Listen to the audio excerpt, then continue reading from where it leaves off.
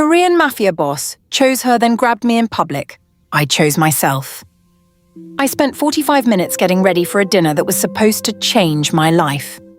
I remember standing in front of the mirror in that champagne satin dress, the one I had bought 3 months before and never worn, the one that cost more than I should have spent, the one I kept telling myself I was saving for the right moment.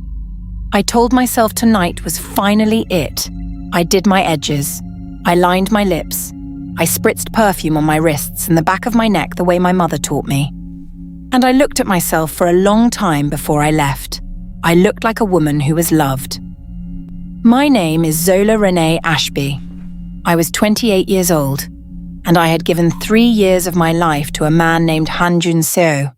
3 years! Let me tell you what that actually looked like. It looked like learning to read the silences between his words before I understood the words themselves. It looked like memorizing which of his men I could trust and which ones smiled too wide when they looked at me. It looked like dropping my nursing program after the 2nd semester because his world moved at a pace that left no room for anything that wasn't him. It looked like lying awake at 3 a.m. listening for a car in the driveway. It looked like loving someone so completely that you stop noticing, slowly, quietly, how much of yourself you have set aside to make room for them. 3 years. And tonight, I was certain, was the night Han Joon-seo was going to choose me. Publicly. Finally. In front of everyone who mattered in his world. He had called me himself, which he rarely did. Come to Obsidian tonight, 8 o'clock, dress beautifully. That was all he said. No explanation, no details. Obsidian was the rooftop restaurant where I used to work, where I had waited tables for 2 years before he walked into my life and upended every plan I had ever made for myself. When he bought the building a year into our relationship, the staff had started treating me differently, with a reverence I hadn't asked for and wasn't sure I deserved. I hadn't been back since. Walking back in tonight felt like a full circle, like a declaration. I was wrong about what kind of declaration it was. Before I tell you what happened inside that restaurant, I need you to understand what 3 years with Han Joon-seo actually cost me. Not because I want your sympathy, but because I want you to understand how a woman as sharp as me stayed as long as I did. Han Joon-seo ran operations across 4 cities through a network of hotels, shipping companies, and private security firms that served as the clean exterior of something much older and much darker underneath. He was the kind of man that other powerful men crossed the street to avoid. The kind whose stillness filled a room without a single word, neck tattoos above every collar. A presence that rearranged the air when he entered, but there was also this. He would bring me food at midnight when I was studying and sit beside me in complete silence, just present. He remembered every small thing I mentioned once and never forgot. He called my mother Miss Celestine and made her laugh from her belly the way I hadn't heard since my father passed. He learned how I took my coffee and never had to be asked again. I loved him. The real kind, the inconvenient, unglamorous, all the way down kind, and that is exactly what I need you to hear. Because women who love like that don't stay because they are weak. They stay because they have seen the version of the person almost nobody else gets to see, and they believe, truly, completely, that version is the real one. My best friend Dessa tried to warn me 8 months in. We were sitting in her kitchen after midnight and she said, "Zola, I see you disappearing. You think you're getting closer to him, but you're actually getting further from yourself." I didn't hear her. The sign started about a year ago, a name in his phone saved as only an initial, a dinner cancelled with no explanation, a perfume on his jacket collar that was not mine. The way he started kissing me sometimes like he was closing a door he didn't want me to notice. I noticed. I asked once directly. He looked at me with those dark, unbothered eyes and said, "You are imagining things." And I wanted so badly to believe him that I chose to. Nobody tells you that sometimes we lie to ourselves harder than anyone else ever could. The elevator opened onto Obsidian at exactly 8 o'clock, and the first thing that hit me was the light. Golden. Warm. The whole rooftop bathed in the last hour of sunset. The city spread out below like a dream. chandeliers catching the final light and scattering it in pieces across every surface. Obsidian was breathtaking on an ordinary night. Tonight it looked like the inside of something sacred.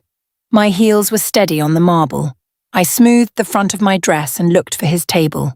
I found it immediately. Center of the room, the best seat in the house, full city view behind it, reserved always for him.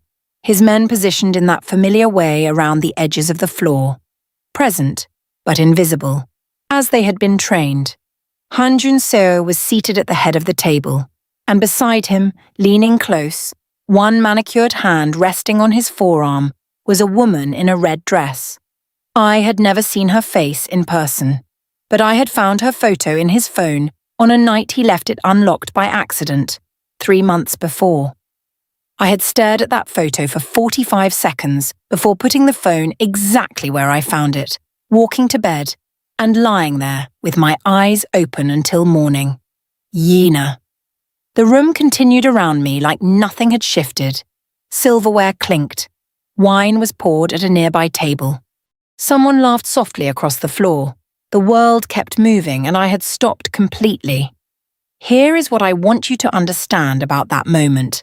It was not just the sight of her that shattered something in me. It was the realization of what this dinner actually was. He had not called me here to choose me. He had called me here because he wanted me to see. He wanted to do this here, in my old workplace, in the restaurant he now owned, in front of his men and his business associates. He wanted to make it real by making it public. I had dressed for a declaration. He had arranged a dismissal. I turned to leave. I made it 12 steps toward the elevator before I heard his voice. Zola, not loud. He never needed to be loud.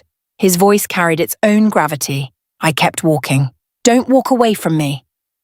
I pressed the elevator button. The doors did not open. I pressed it again. I felt him behind me before I heard him. The way the air in a room changes when Han Joon-seo moves through it. And then his hand closed around the back of my dress. Not my arm, not my shoulder. The fabric of my dress, the champagne satin I had spent 45 minutes preparing to wear. Fisted in his grip, yanking me backward with enough force that I stumbled. My hand shot out and caught the edge of the table beside me. A wine glass tipped. Red wine spread slow across the white tablecloth, like something bleeding out. The room went silent. Every table, every conversation, every clinking piece of silverware. All of it. Gone. I was bent forward over that table, one hand braced against it, tears running down my face that I had not given permission to fall. His grip on my dress did not release. If you are watching this right now, stop. Stay with me, because what happened in the next 60 seconds is the reason I am sitting here telling this story instead of still being in that restaurant. Drop your city in the comments and stay, because this moment, this exact moment, is where everything changed. He leaned down close to my ear. You don't get to walk out on me. You don't get to embarrass me. Not here. Not in front of my people. Low, controlled. More terrifying somehow than if he had screamed. I looked up, not at him, at the room, 40-something people, business associates in tailored suits, the waitstaff I had worked beside for 2 years, a table of men who reported to Han Joon-seo and had nodded at me in hallways and parking garages for 3 years. 2 couples who had nothing to do with his world and were simply dining at the wrong restaurant on the wrong night.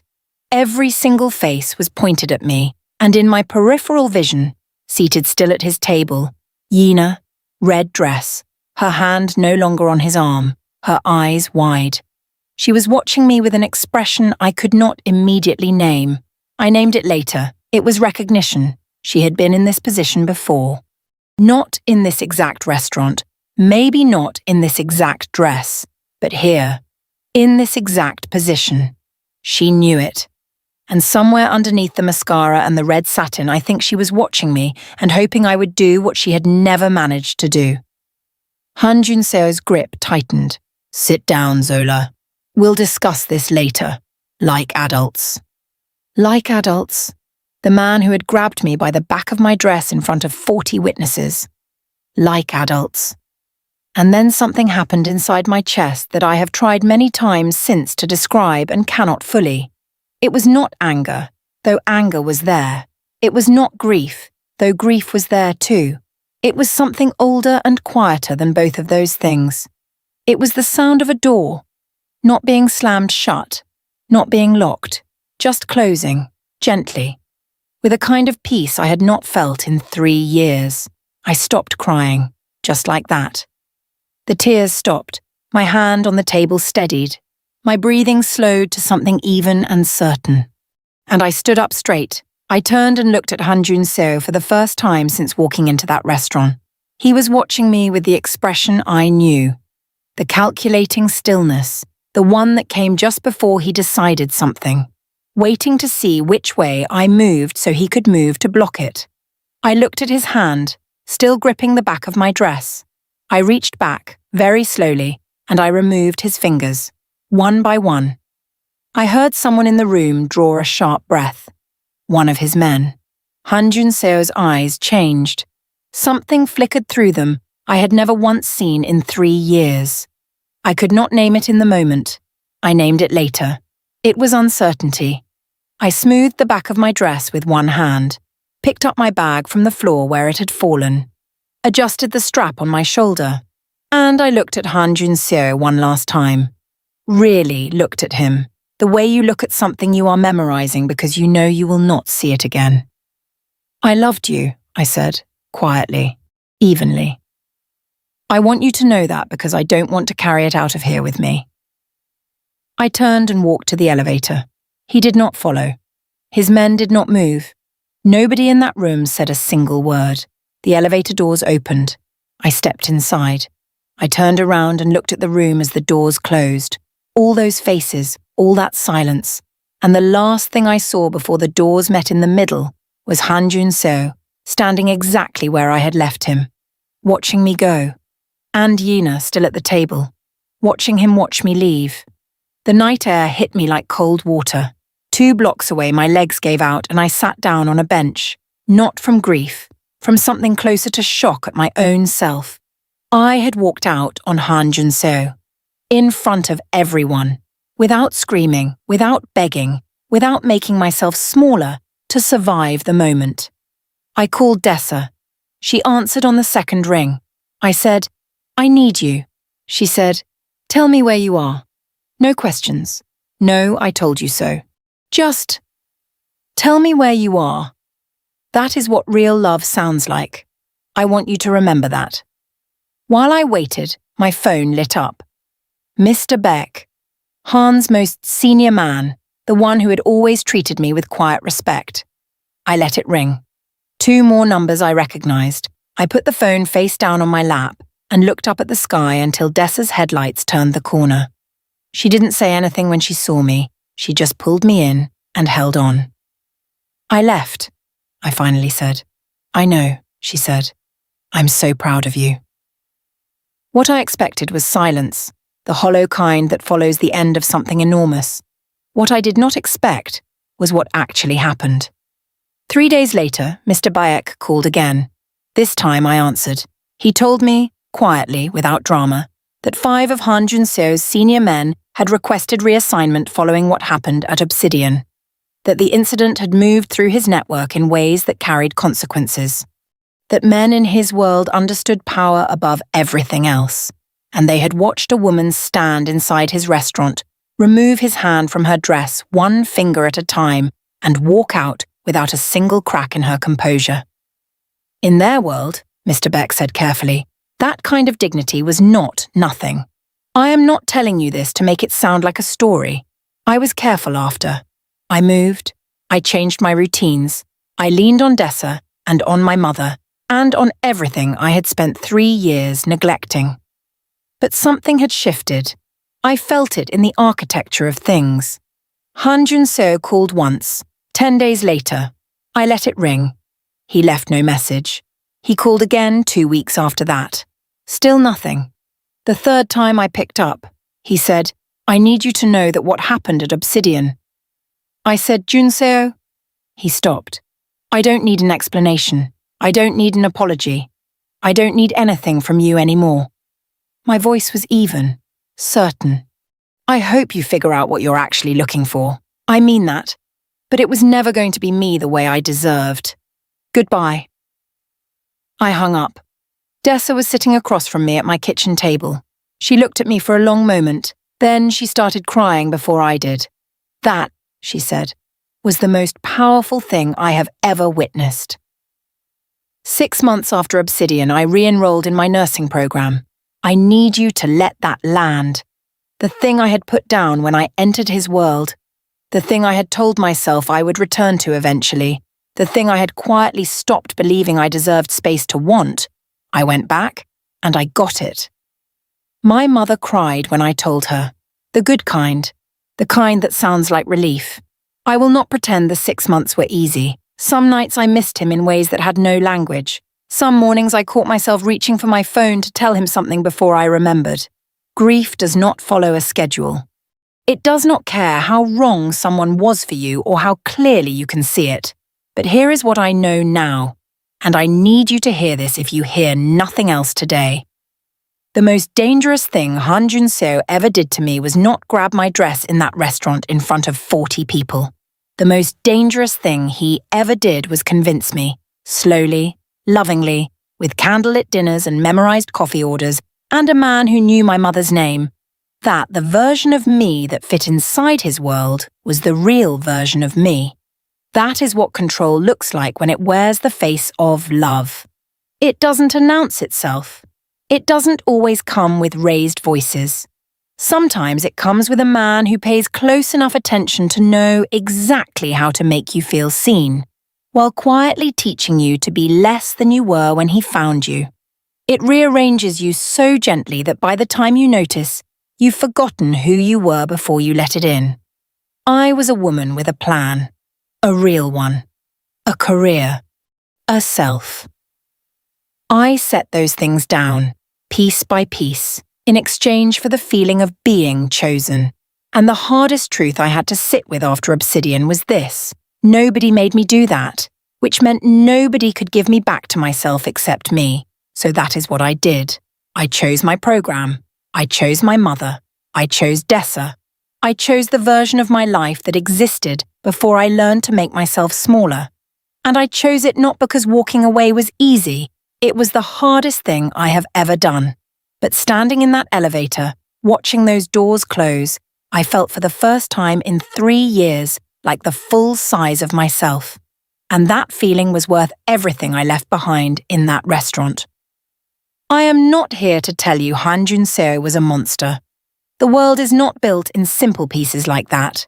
Neither are people. I am here to tell you that a man can be extraordinary in all the ways that matter on the surface and still be exactly wrong for you. A man can protect you and still be controlling you. A man can love you in his way and still not know how to love you in yours. And you can love him fully, genuinely, with everything you have, and still deserve more than he is capable of giving. He chose Yena. And in doing so, in that golden restaurant with the chandeliers and the city below and 40 witnesses watching, he showed me finally who he actually was. And I chose myself. That is not a small thing. Do not let anyone tell you it is a small thing.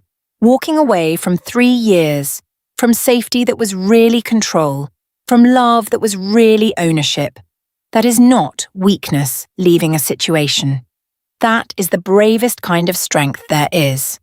The night I walked out of Obsidian in my champagne satin dress, with red wine spreading across the tablecloth behind me, and his hand still reaching, I did not know what came next. I only knew one thing. I was not going to sit back down. If this story reached something in you, if you have ever loved someone who made you feel chosen and still somehow made you smaller, drop a comment and tell me the moment you finally chose yourself. I read every single one. And if you are still in the middle of it, still trying to decide whether what you're feeling is love or just the convincing shape of it, subscribe. I have more stories coming, and every single one is for you. See you in the next one.